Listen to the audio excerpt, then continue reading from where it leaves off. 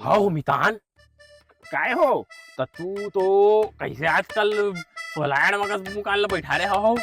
है काय हो मग काय कसं मोठे हो? सुंदर तू सिटी वाली टूरी पटा रहा काय भारी है ऐसे चीजें थी सिगरेट जी काय और रायपुर सगुर के कैसे कैसे हो गए हो का हो जानता हाँ अब वो मैं मस्त बाइक में राइडिंग करबो कहीं हाँ तलवई का गे रहन का वो नवा रायपुर का ऐसा का हाँ तो हाँ। जंगल से ही देख के उतार दिस मोला वही जगह और का कहीं जानता हाँ बेबी हक दो ना